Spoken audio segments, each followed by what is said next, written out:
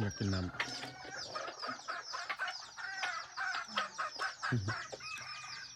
ไม่มีน้ำเดี๋ยวไปเอาน้ำมากัน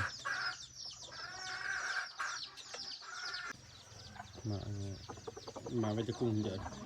น้ำกุ้งเรางราเสียงเยอะเลยนะ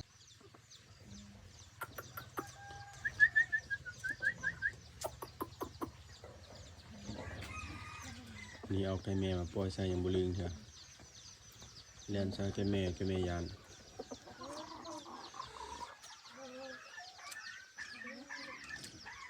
ไก่แม่ก็เป็นไก่แม่ห้ากับฝักออกดูเป็นห้ากับฝักออกฝักได้ลูก6 ตัวเราอยู่นำลูกได้2 อาทิตย์นี่แหละเราเอาออกเนาะ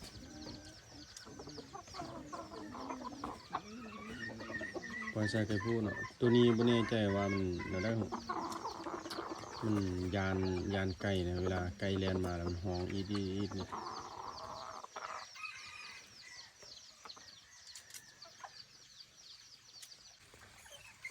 ไก่ยานเนาะ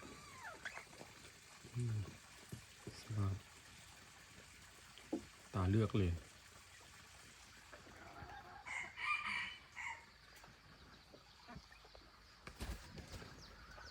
ได้ลูกชุดหนึ่งกันคนไว้ตลอดชีวิตเลยมัน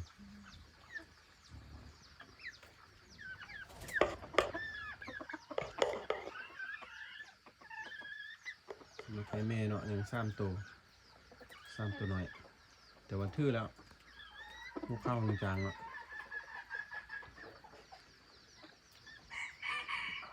นั่นไงไก่แม่น่าจะไข่สุดแล้วเริ่มโบแลนไป5 ตัวผู้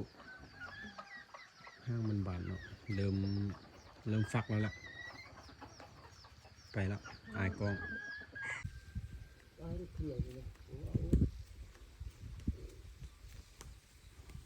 ขันมาอย่างกินได้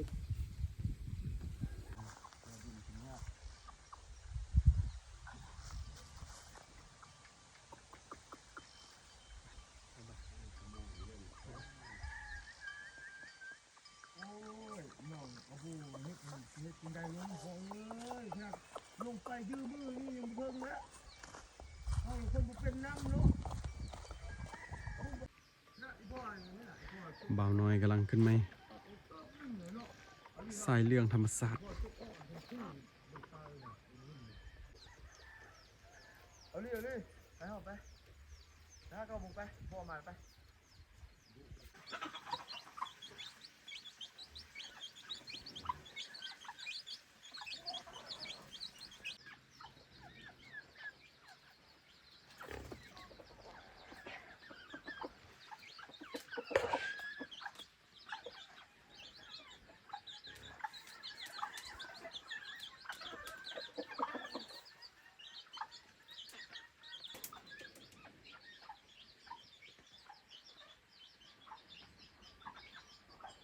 สำหรับแม่นี่ก็จะฟักได้อาทิตย์หนึ่งแล้วทุกคน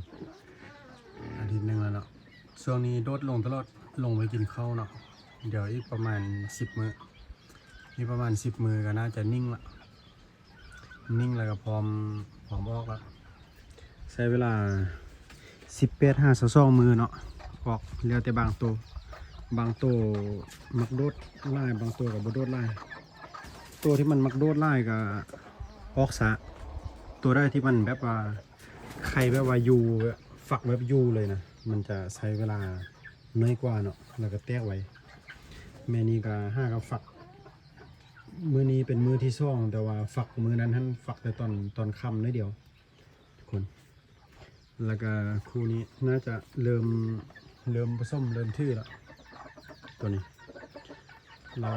แม่นั้นเป็นแม่สาวเนาะได้ลูกแต่สุดเดียวแล้วก็มาผสมใส่ตัวนี้มันเอาใจเศร้าบ่เก่งเท่าพี่น้องเพราะว่าบ่ค่อยมีประสบการณ์เนาะตัวนี้เนาะยังบ่มีประสบการณ์ดีแล้วก็เป็นครั้งแรกของการปล่อยใส่ไก่แม่เนาะเอาใจบ่เก่งปกตินี่ไก่แบบไก่ปีปลายนี่จะห้าวแบบดองแล้วก็เอาใจไก่แม่เก่งเนาะ แต่ว่าอันนี้แปลว่าข่อนตลอด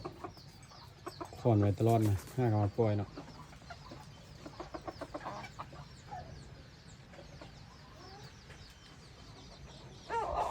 ต่อเทือเดียวพาบซ้ำตัวนี้